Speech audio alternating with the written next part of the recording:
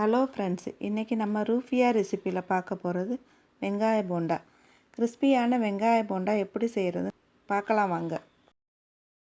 பெரிய வெங்காயம் 3, அரிசி மாவு 1/2 கப்பு, கடலை மாவு 1 கப்பு, கோஸு 1 கைப்பிடி அளவு, புதினா கொஞ்சம், கருவேப்பிலை கொஞ்சம், கொத்தமல்லி, பச்சை மிளகாய் 1, உப்பு தேவைக்கேற்ப, இஞ்சி பூண்டு பேஸ்ட்டு, மிளகாத்தூள் 3/4 டீஸ்பூன், பேக்கிங் சோடா 1 பிஞ்ச்.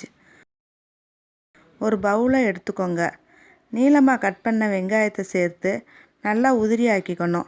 உப்பு சேர்த்து நல்லா சாஃப்டாக ஆகுற வரை பிசைஞ்சுக்கோங்க. 5 நிமிஷம் மூடி வச்சுக்கோங்க. வெங்காயத்தில் இருக்கிற தண்ணி விட்ட உடனே எடுத்து கோஸை சேர்த்து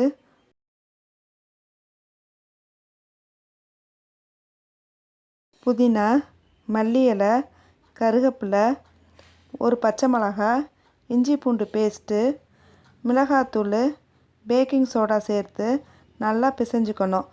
பேக்கிங் சோடா எல்லா பக்கமும் சேர்கிற மாதிரி பிசைஞ்சுக்கோங்க. கடலை மாவு கொஞ்சம் கொஞ்சமாக சேர்த்து தண்ணி விடாமல் பிசைஞ்சுக்கோங்க.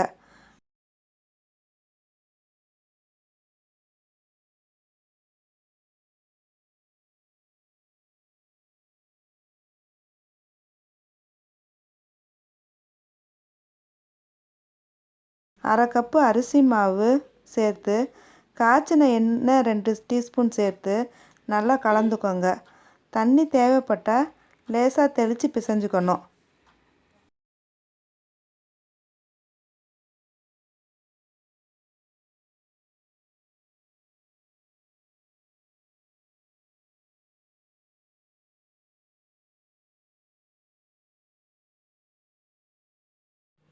ஸ்டவ்வை ஆன் பண்ணி இரும்பு கடாயில் எண்ணெய் ஊற்றி காஞ்ச உடனே மீடியமாக வச்சுக்கோங்க.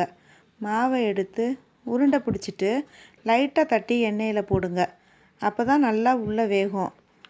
நல்லா ஒரு பக்கம் வெந்த உடனே திருப்பி போட்டு நல்லா வேக விடுங்க. பபுள்ஸ் அடங்கின உடனே பொன்னிறமான உடனே எடுத்துடலாம்.